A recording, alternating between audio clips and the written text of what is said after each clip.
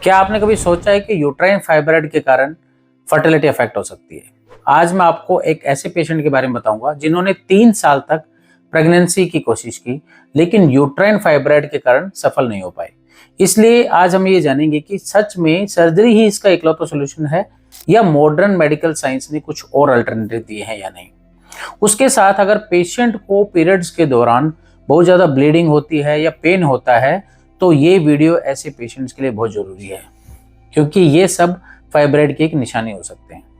नमस्कार दोस्तों, मैं डॉक्टर अजीत यादव और आज हम बात करेंगे यूट्राइन फाइब्रॉइड के बारे में और ये देखेंगे कि क्या बिना सर्जरी के ये ठीक हो सकते हैं और कौन से टेस्ट ऐसे अवेलेबल हैं जो 100% कंफर्म कर सकते हैं कि ये कैंसर नहीं केवल फाइब्रॉइड है। साथ में हम ये जानेंगे कि ये कंडीशन क्या आपकी सेक्सुअल लाइफ को अफेक्ट कर सकती है और इंडिया में अवेलेबल नॉन सर्जिकल ट्रीटमेंट कितने इफेक्टिव और अफोर्डेबल हैं।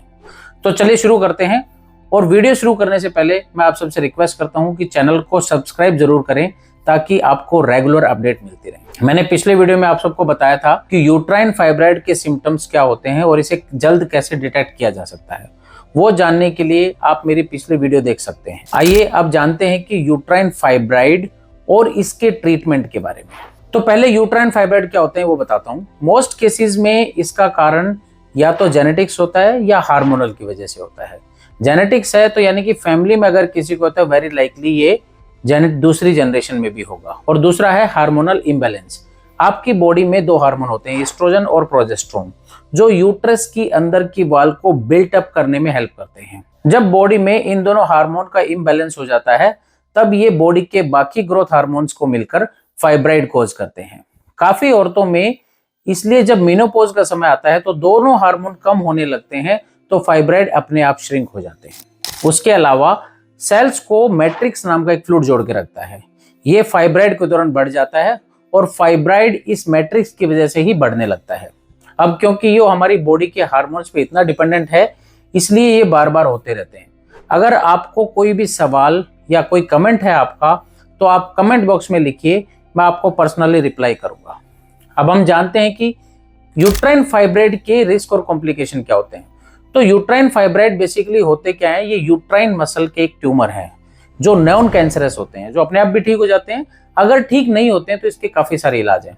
सबसे पहले डॉक्टर आपको हार्मोनल दवाइयां देते हैं, क्योंकि मेडिसिन आपके बॉडी के हार्मोन्स को बैलेंस करती है जिससे फाइब्रॉइड श्रिंक होने लगते हैं। जैसे मैंने आपको बताया कि मेरे क्लिनिक में जो पेशेंट आई थी उसकी प्रॉब्लम को हमने दवाइयों से ठीक कर दिया, पर हर किसी को दवाई से फायदा नहीं होता है। तो अगर दवाइयां काम नहीं करती हैं तो आजकल के नए तरीके हैं जिसमें सर्जरी की जरूरत नहीं है। एक तरीका है हाई फ्रीक्वेंसी अल्ट्रासाउंड वेव्स। ये अल्ट्रासाउंड वेव्स को यूज करके फाइब्रॉइड के हिस्से को मार दिया जाता है। एक और इससे नया तरीका है जिसमें ब्लड वेसल्स में पीवी पार्टिकल डाले जाते हैं। ये पार्टिकल्स फाइब्रॉइड वाले हिस्से की खून को रोक देते हैं और फाइब्रॉइड धीरे धीरे श्रिंक करने लगता है। अगर ये सब कुछ काम नहीं करता है तो डॉक्टर एक छोटी सर्जरी करके फाइब्रॉइड वाले हिस्से को निकाल देता है। पर याद रखिए, इन सब ट्रीटमेंट के बाद भी फाइब्रॉइड वापस आ सकते हैं, क्योंकि ये हार्मोनल डिजीज है। तो कोई भी डॉक्टर ये गारंटी नहीं दे सकता कि अब ये फाइब्रॉइड कभी नहीं होंगे।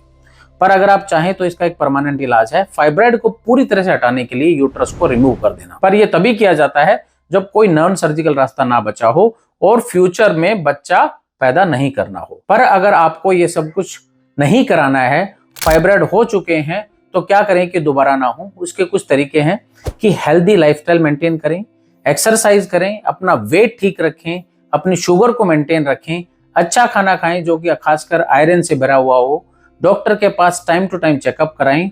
और अगर आपके डॉक्टर ने कुछ सजेस्ट किया है जैसे कि बर्थ कंट्रोल पिल्स जो फाइब्रॉइड को रोकने में हेल्प करती हैं तो उसको टाइम पर लें।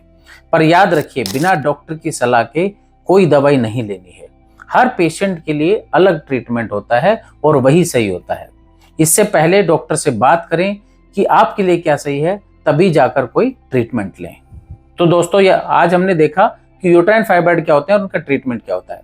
याद रखिए, कोई भी ट्रीटमेंट लेने से पहले अपने डॉक्टर से कंसल्ट करें। मैं आशा करता हूं कि आपको ये वीडियो इन्फॉर्मेटिव लगी होगी और अगर आपको यूट्राइन फाइब्रॉइड के सिम्टम्स के बारे में जानना है तो डिस्क्रिप्शन में दिए गए लिंक पर क्लिक कीजिए। अगर आपको कोई सवाल है तो कमेंट बॉक्स में जरूर लिखिएगा। मैं जल्द से जल्द आपके सवालों का जवाब देने की कोशिश करूंगा। स्वस्थ रहें, सुखी रहें। जय हिंद।